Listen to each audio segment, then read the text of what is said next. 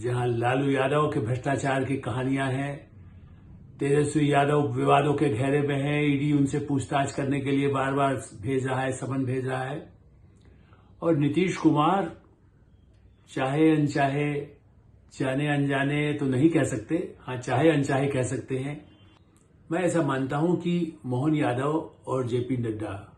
एक तरह से जिन्होंने बिहार को अच्छी तरह समझते हैं, इसलिए लालू यादव और अखिलेश यादव की राजनीति को एक तरह से काउंटर करने।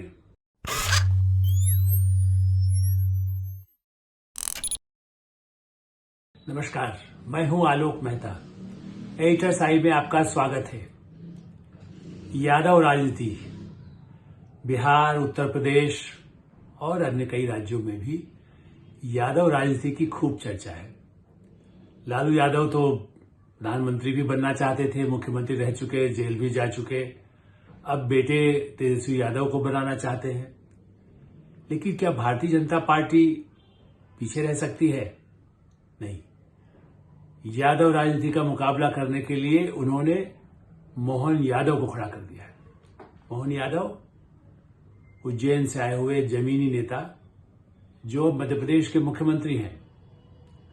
और उन्हें अभी 1 महीना ही हुआ है एक तरह से, और उसके अंदर ही उनको जिम्मेदारी क्या दी गई, जाके बिहार का मैदान, जहां लालू यादव के भ्रष्टाचार की कहानियां हैं, तेजस्वी यादव विवादों के घेरे में हैं, ईडी उनसे पूछताछ करने के लिए बार बार भेज रहा है, समन भेज रहा है। और नीतीश कुमार चाहे अनचाहे, जाने अनजाने तो नहीं कह सकते, हाँ चाहे अनचाहे कह सकते हैं कि नीतीश कुमार भी अभी यादव के चंगुल में है, चूंकि उन्हें फंसाया गया कि वो प्रधानमंत्री बनाने के लिए कोशिश करेंगे। लालू यादव ने चारा डाला, कह सकते हैं कि राजनीति में भी चारा डाला जाता है। तो इसलिए नीतीश कुमार भाजपा का जो वर्षों पुराना संबंध छोड़ करके, वैसे पहले भी लालू यादव के साथ, शरद यादव के साथ वो रहे हैं, लेकिन इस बार उन्होंने भाजपा से नाता इसलिए तोड़ा कि लगा कि हाँ प्रतिपक्ष के गठबंधन में यदि संभावना होगी तो उन्हें प्रधानमंत्री के रूप में भी पेश किया जा सकता है या दावेदारी हो सकती है। स्वाभाविक रूप से तो मना कर रहे थे, लेकिन ऐसा नहीं है कि भारतीय जनता पार्टी दूरगामी रणनीति नहीं अपनाती है या कांग्रेस नहीं अपनाती है। भारतीय जनता पार्टी के पास भी बिहार में भी नेता हैं, यूपी में भी यादव नेता हैं, और जनता पार्टी में भी राम नरेश यादव जैसे नेता बने थे जो कांग्रेस से, फिर कांग्रेस के साथ भी जुड़े रहे, राज्यपाल भी बने, हम उसकी बात नहीं करते। यादव राजनीति में एक बड़ा नाम मुझे याद आता है चंद्रजीत यादव का। इंदिरा गांधी के समय के एक बड़े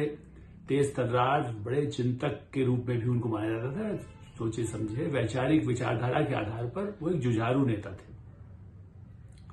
ये सही है कि वो केंद्रीय मंत्री जरूर बने, लेकिन ज्यादा उनको कुछ मिल नहीं पाया, क्योंकि उस समय जिस तरह की राजनीति थी उसमें उनका वर्चस्व वैसा नहीं हो पाया। अन्यथा वो भी कई नेताओं के मुकाबले में काबिल थे। शरद यादव वो भी बहुत बड़े उम्मीदवार थे, उनके तो पिता वो भी मध्य प्रदेश से गए थे। इसलिए ही मैं इस बात पर आपको ध्यान दिला रहा हूं कि मोहन यादव ऐसे ही नहीं गए हैं। शरद यादव जबलपुर में छात्र नेता रहे, फिर जेपी आंदोलन में संघर्ष करते हुए जब वो जेल चले गए तो जेल से भी चुनाव लड़े थे। और शरद यादव ने काफी मध्य प्रदेश की राजनीति नहीं, राष्ट्रीय राजनीति की, यूपी से भी जाके चुनाव लड़ लिए, क्योंकि वहां भी यादव राजनीति थी। फिर उसके बाद कांग्रेस विरोध, जबकि उनके पिता कांग्रेस परिवार के थे, और इसलिए वो याद भी दिलाते थे कि मैं कांग्रेस परिवार का हूं। लालू यादव ऐसा दावा तो नहीं कर सकते, शरद यादव कर सकते थे। तो शरद यादव मध्य प्रदेश के जबलपुर के जेल से, मध्य प्रदेश से होते हुए, उत्तर प्रदेश होते हुए बिहार में भी वो नेता बने थे जो लालू यादव जैसे नेताओं को कुछ पैसे, मैंने 10-20 हजार रुपए देकर चुनाव लड़ाने के लिए जब पूरा दौरा करते थे। मैं उस समय, चूंकि उनसे पुराना परिचय भी था इस जमाने का,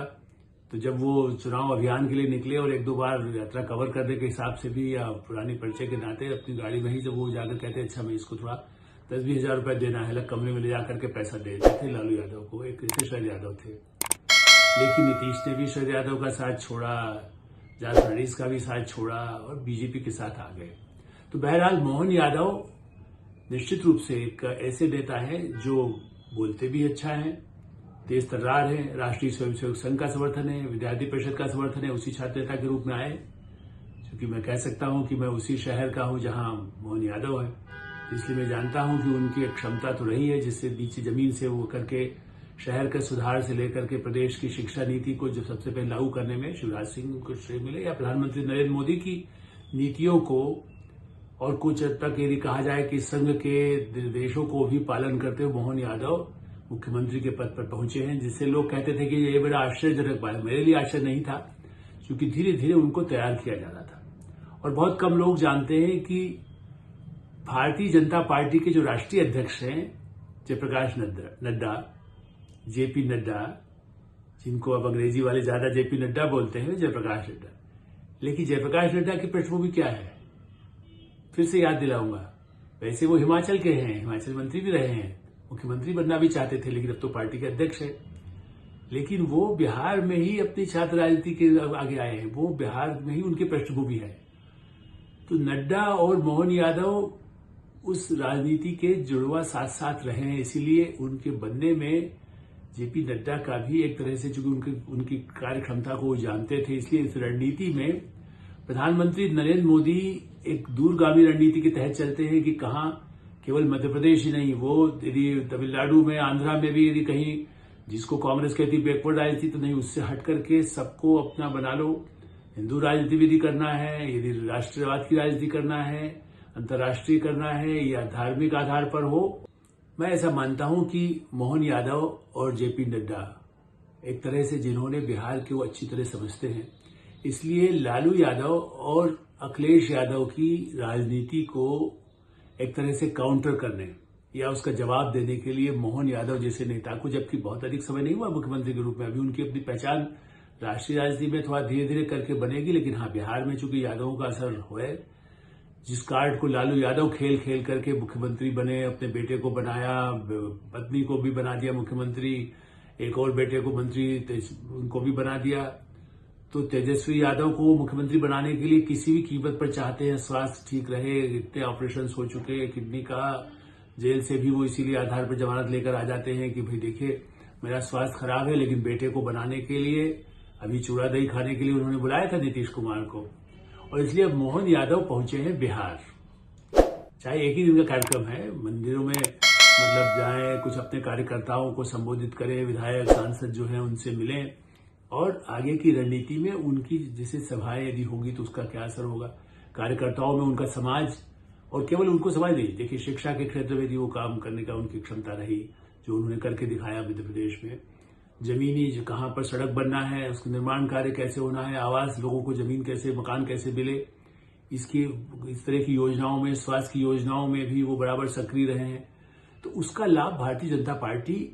उनके मुख्यमंत्री के रूप में एक चेहरा चमका करके, तो क्या है, वो बिहार की राजनीति शरद यादव करके वहां के नेताओं को अपने उसमें रख करके बिहार से चुनाव जीत सकते हैं।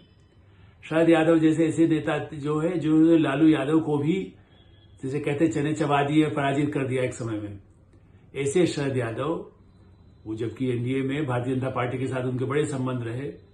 फिर बिगड़े, फिर हटे, उनकी भी एक अच्छी छवि ईमानदार की रही। इसीलिए मोहन यादव जैसे नेता को भारतीय जनता पार्टी ने बिहार में भी और उत्तर प्रदेश में, अभी तो वो बिहार गए हैं, हो सकता है उसके बाद वो उत्तर प्रदेश में भी उनके दौरे हो, वहां भी उनका सम्मान हो। अखिलेश यादव, और सबसे बड़ी बात यह कि अखिलेश यादव राजनीति करें, लालू तेजस्वी यादव करें जातिगत राजनीति, नीतीश कुमार करें, लेकिन एक तरफ भारतीय जनता पार्टी कहती है हम सबको हिंदू मानते हैं, हम सबको भारतीय मानते हैं, मुस्लिम को भी भारतीय मानते हैं, इसलिए हमारे कोई भेदभाव नहीं होगा, मुस्लिमों के लिए अलग सम्मेलन है, उनके लिए अलग अलग, हर जगह उनके लिए अभियान परिवर्तन यात्रा में बनाया जा रहा है। दूसरी तरफ राहुल गांधी तो सिर्फ कहते हैं भाई जातीय जनगणना होना, उसके लिए हम समर्थन में हैं, हम जातीय आधार पर हम लड़ेंगे, हम ये है, सेना भी वहां पर वो नहीं जीत पा रही है, चीन तो घुस गया है अंदर, इस तरह की बातें करके वो लोग जो सेना में भी हैं, जो पिछड़े वर्ग के हैं, क्या उससे राहुल गांधी का समर्थन जुटेगा, या क्या उनको यादव की राजनीति से या अखिलेश से समझौता करने के लिए अभी तक बातचीत बन नहीं पा रही है। वो 40 सीटें चाहते हैं, बिहार में 4-6 सीटें उनको उनके कम्युनिस्टों के साथ मिल जाए, उसमें लालू यादव की कृपा पर ही वो निर्भर है, जबकि उनके कार्यकर्ता, कई ऐसे नेताओं को जानता हूं जो कि बिहार में संपादक रहा हूं 3 वर्ष, इसलिए मैं समझता हूं बाद में भी संपर्क में रहते हैं, तो वो लोग इसी बात से दुखी होते हैं कि हमें लालू के सामने समर्पण करने को राहुल गांधी और उनके सलाहकार कहते रहते हैं, वेणुगोपाल एंड कंपनी, जो वो तो ये कहते कांग्रेस को बर्बाद करने के लिए हैं। धर्म की राजनीति में जब आते हैं तो वो अयोध्या का विरोध करने लगते हैं राहुल गांधी की टीम। और इसलिए जिस तरह से ऐसे नेताओं को जो जातीय राजनीति को, भ्रष्टाचार की राजनीति को काउंटर कर सके, जिनकी छवि अच्छी हो, ऐसे नेताओं को सामने लाने का, मैंने जैसा कहा चंद्रजीत यादव एक समय में उनकी छवि अच्छी थी, आजमगढ़ से चुनाव लड़ते थे, मिला हूं मैं उनसे कई बार, बहुत वैचारिक बातें उनसे होती थी, लेकिन इंदिरा गांधी ने उनका उपयोग किया था। लेकिन यहां पर किसका उपयोग कर रहे हैं? लालू यादव, जो चारा घोटाले में नहीं, कई घोटाले में, रेल में नौकरियों को लेकर के जो घोटाला है उसकी तो जांच चली रही है, जेल जाने की पूरी तैयारी लग रही है कि कब फिर से जेल भेजे जाए उनके या उनके परिवार के सदस्यों को। ऐसी स्थिति में ऐसा लगता है कि ये राजनीति का एक नया दौर है, जो मुकाबला करने के लिए भारतीय जनता पार्टी, जिसको कह सकते हैं कि हर फार्मूला यदि दूसरा बनता है तो उससे बड़ा, जिसको कह सकते हैं सिक्का, या जिसे कहें बड़ा पत्ता, या शतरंज का जो बड़ा खिलाड़ी हो सकता है, वजीर हो सकता है, सेनापति हो सकता है, हाथी हो सकता है, ऐसे नेताओं को उन राज्यों में उतार रही है जहां पर जातीय बात कही जाती हो तो उसका मुकाबला भी है, यदि विकास की बात की जा रही तो उसका मुकाबला कर सके, लोगों के भविष्य के बारे में बात कर सके, उसका मुकाबला कर सके, वो अच्छे वक्ता भी हो और साथ में लोगों को जमीन से जुड़े होने से कार्यकर्ताओं के साथ जीवंत संपर्क हो। मध्य प्रदेश में भी ऐसे नेता हैं, उत्तर प्रदेश में भी ऐसे नेता है, बिहार में भी ऐसे नेता हैं जो भारतीय जनता पार्टी के, राष्ट्रीय स्वयंसेवक संघ, जैसा मैंने कहा मोहन यादव भी राष्ट्रीय स्वयंसेवक संघ की राजनीति से आए हैं, तो उसका भी कैसे लाभ मिल सके,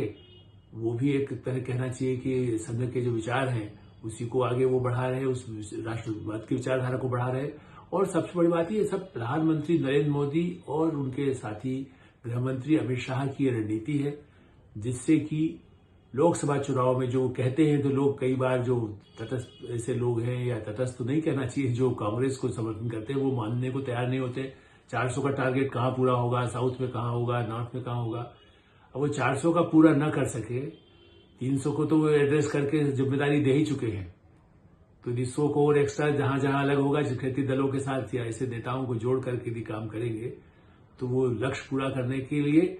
रणनीति तो उनकी तैयार है। नतीजा तो अभी बहुत 4 महीने बाकी है, इसलिए हम उसके बारे में नहीं बात करते।